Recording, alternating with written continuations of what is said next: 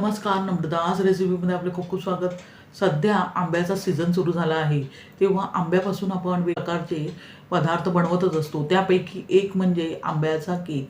हा आंब्याचा केक आपण मैदा, बटर, अंडी याचा अजिबात वापर न करता घरगुती साहित्यात बनवणार आहोत. अगदी मऊ, लुसलुशीत आणि जाळीदार.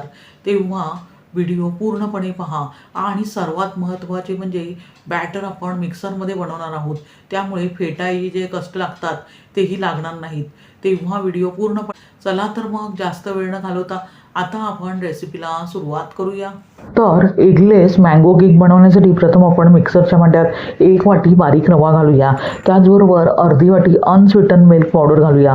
अनस्वीटन मिल्क पावडरचाच वापर करायचा आहे, त्यामुळे या केकला माव्याची चव येते.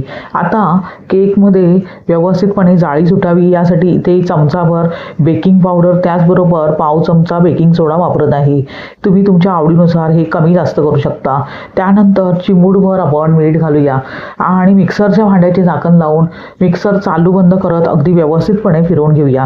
पाहू शकता अगदी परफेक्ट ड्राय इन्ग्रेडियंट आपण व्यवस्थितपणे फिरवून घेतले आहे. अशा प्रकारे परफेक्ट असे मिश्रण आपण तयार करून घेतले आहे.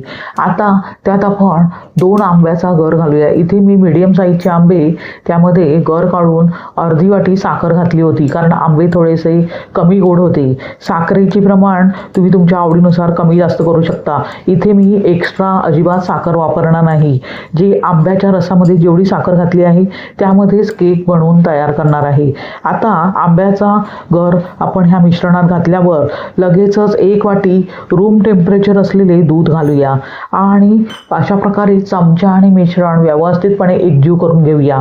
त्यानंतर मिक्सरच्या भांड्याचे झाकण लावून अगदी व्यवस्थितपणे फिरवून घेऊया. मिक्सर चालू बंद करतच अगदी व्यवस्थितपणे फिरून मिश्रण घ्यायचे आहे. पाहू शकता परफेक्ट असे मिश्रण आपण तयार करून घेतले आहे. आता त्यात आपण साधारणतः 2 चमचा तूप घालूया. इथे मी तुपाचा वापर करत आहे, तुम्ही तेलाचाही वापर करू शकता. आता पुन्हा मिश्रण आपण मिक्सर चालू बंद करत व्यवस्थितपणे एकजीव करून घेऊया. पाहू शकता केकसाठीचे परफेक्ट असे मिश्रण आपण तयार करून घेतले आहे. पाहू शकता किती परफेक्ट बॅटर तयार झाले आहे. रंगही बॅटरला अगदी सुरेख असा आला आहे.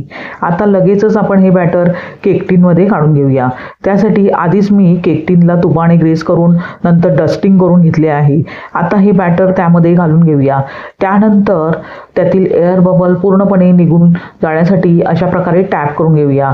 आता केकचे बॅटर पूर्णपणे तयार झाले आहे. लगेचच आपण ते बेक करण्यास ठेवणार आहोत. त्यासाठी आधीच मी साधारणतः 10 मिनिटे कढई प्रीहीट करून घेतली आहे.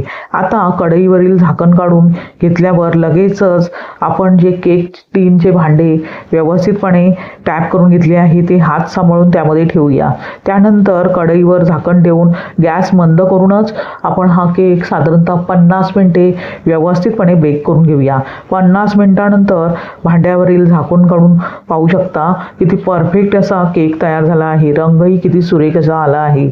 आता आतपर्यंत तो शिजला आहे की नाही ते चेक करण्यासाठी अशा प्रकारे टूथपिक काढून घ्यायची आहे. टूथपिक क्लीन निघत आहे.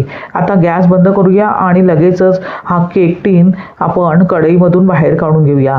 कढईमधून बाहेर काढून घेतल्यावर लगेचच सुती कापडाने तो झाकून घेऊया. त्यामुळे केकच्या आतील मॉइश्चर पूर्णपणे टिकून राहते. आता हा केक पूर्णपणे थंड करून घेऊया. थंड झाल्यावर आपण हव्या त्या साईजमध्ये त्याचे पीस तयार करून घेणार आहोत. साधारणतः 1 ते 1.5 तासानंतर पाहू शकता केक अगदी पूर्णपणे थंड झाला आहे. आता त्याच्या कडा अशा प्रकारे सुरीने मोकळ्या करून घेऊया. त्यानंतर वरून प्लेट ठेवून घेतल्यावर अशा प्रकारे केक डिमोल्ड करून घेऊया. पाहू शकता परफेक्ट असा केक तयार झाला आहे. आता लगेचच आपण त्याचे पीस तयार करून घेऊया.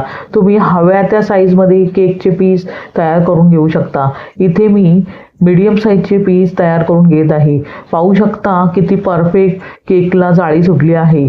अशा प्रकारे आपण घरच्या घरी घरगुती साहित्यात आणि अंड्याचा वापर न करता ओव्हनशिवाय केक बनवू शकतो. तोही आता आंब्याचा सीझन आहे, त्यामुळे परफेक्ट असा आंब्याचा केक तुम्ही घरच्या घरी बनवू शकता. अशा प्रकारे तयार झाला बघता क्षणी खावासा वाटणारा आंब्याचा केक. सध्या आंब्याचा सीझन सुरू झाला आहे, तेव्हा अशा प्रकारे केक बनवून पहा आणि त्याचा आस्वाद घ्या. लहान मुलेही अगदी आवडीने खातील इतका झटपट आणि चविष्ट हा केक तयार होतो. तुम्हाला ही रेसिपी कशी वाटली ते कमेंट करून सांगा. आणि रेसिपी जर आवडलीच तर नम्रताज रेसिपीला सबस्क्राईब करा. अगदी निशुल्क आहे. लाईक करा, सबस्क्राईब करा, शेअर करा आणि सर्वात महत्त्वाचे म्हणजे हाईप करा. पुन्हा भेटूया अशाच साध्या, सोप्या, सुटसुटीत आणि तितक्याच चविष्ट अशा रेसिपीसह. धन्यवाद. श्री स्वामी समर्थ.